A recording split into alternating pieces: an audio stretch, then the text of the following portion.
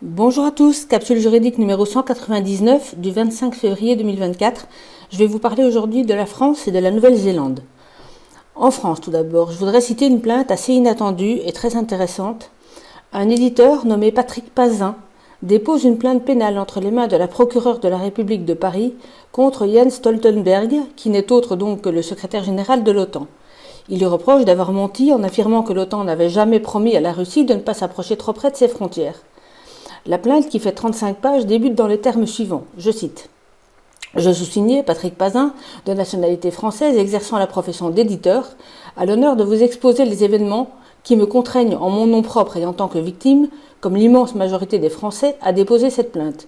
La gravité des faits impose la saisine d'une juridiction française, d'autant plus qu'il s'agit d'une atteinte directe aux droits et aux libertés des citoyens français, ainsi qu'aux intérêts fondamentaux de la nation, tels que réprimés par le Code pénal. Fin de citation.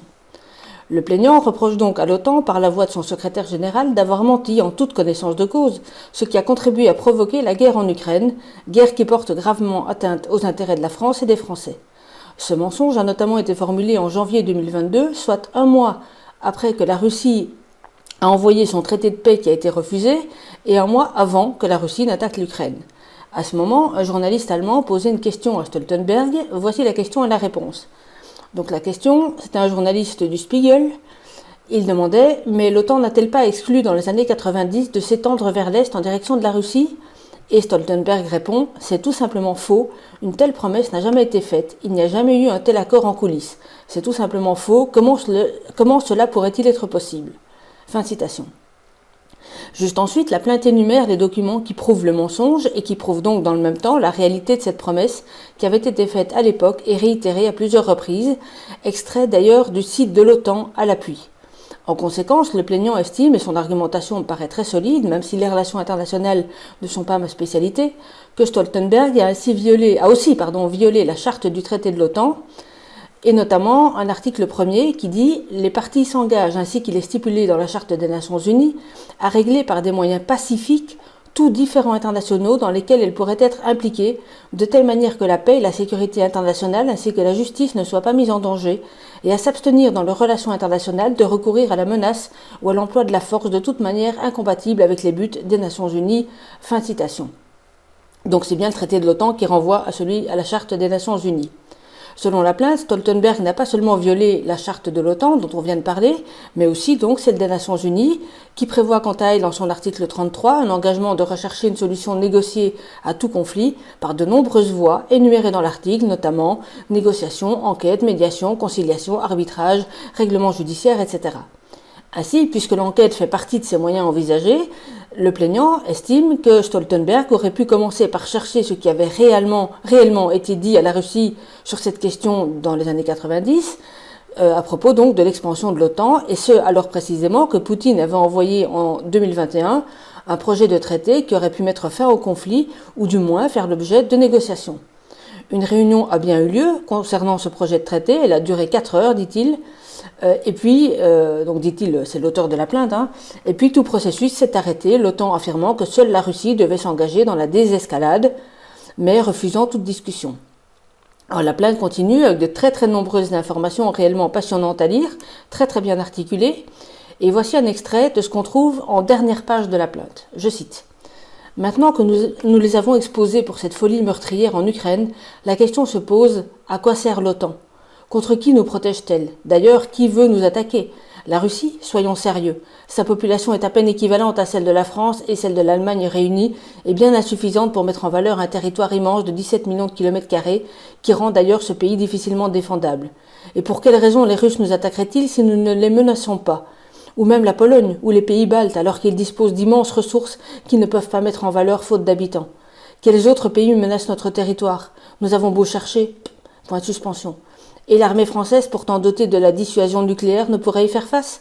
Ainsi, tout l'argent public qui continuera d'être dilapidé dans cette organisation inqualifiable ne serait-il pas plus utile pour améliorer la situation de nos propres forces armées, réellement et sans équivoque au service des Français ?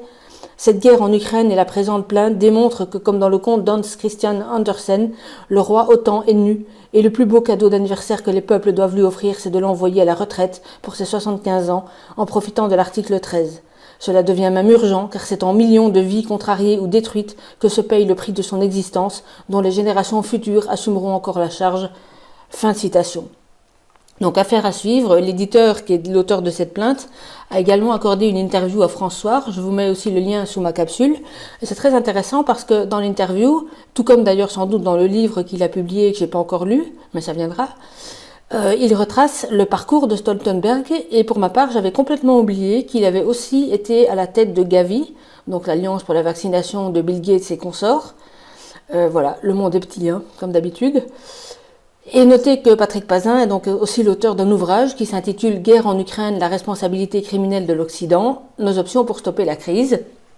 Et je mets le lien vers cet ouvrage qui s'annonce sûrement indispensable pour une bonne compréhension sous ma capsule. En Nouvelle-Zélande, à présent, l'un des enfers sur Terre pendant toute la période des restrictions Covid, il semble que la justice retrouve peu à peu ses esprits. Dans un très long arrêt de 55 pages, la Cour d'appel de Nouvelle-Zélande a jugé le 16 février dernier la demande de 4 militaires qui avaient subi des sanctions suite à un refus d'injection. L'article qui parle de cette affaire semble minimiser un petit peu l'importance qu'il faut, à mon avis, accorder à cet arrêt. L'article dans lequel j'ai trouvé l'info précise notamment que ce qui était en cause, ce n'était pas l'obligation prononcée par le gouvernement lui-même, mais bien par les forces armées, de façon autonome, et qu'il existe des obligations de vaccination depuis des années dans l'armée, c'est vrai. Enfin, c'est vrai en Nouvelle-Zélande, j'imagine, et c'est vrai sûrement partout dans le monde. Et l'article du site sur lequel je me base ajoute que la Cour d'appel a donc ce que la Cour d'appel a demandé aux forces armées, c'était, je cite, de revoir les mesures qu'elle prescrit actuellement et de suspendre toute action, donc toute mesure de répression, jusqu'à ce que ça soit fait. Mais en lisant cet article, j'ai eu l'impression que c'était un peu édulcoré le résultat obtenu. Et comme je ne connais pas du tout l'orientation politique du média qui a publié l'info, je me suis plongée dans la lecture de l'arrêt, du moins en diagonale. Il est exact que l'arrêt est vraiment très technique et qu'il faudrait connaître un peu mieux le droit néo-zélandais pour en saisir toutes les subtilités. Toutefois, on lit notamment au paragraphe numéro 164 que les autorités militaires, partie défenderesse donc dans la procédure, n'ont pas apporté la preuve que les obligations vaccinales imposées étaient justifiées au regard notamment de la liberté de refuser un traitement médical pour des motifs liés à la religion. On dit notamment, je cite, « En d'autres termes, les requérants ont identifié d'autres approches qui porteraient moins atteinte aux droits individuels et les autorités poursuivies n'ont pas démontré que ces mesures proposées seraient moins efficaces pour atteindre les objectifs. » Fin de citation. Au final, en effet, donc la Cour ne prend pas elle-même de mesures radicales et invite les forces armées de Nouvelle-Zélande à revoir leurs procédures. C'est exact et ça me paraît malgré tout une bonne nouvelle.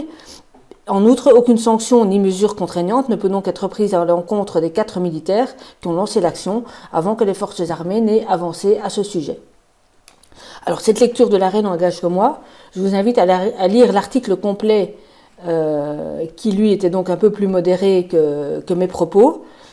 Mais dans tous les cas, je crois que les choses avancent et c'est ça que je voulais souligner également parce que pour la Nouvelle-Zélande, c'est un net progrès. Voilà ce que j'avais pour vous aujourd'hui. Une petite citation pour terminer. Je cite « L'important n'est pas de convaincre, mais de donner à réfléchir. » Fin de citation et c'est attribué à l'écrivain Bernard Werber. Voilà, je vous souhaite une bonne fin de dimanche. Tenez bon et à très bientôt. Au revoir.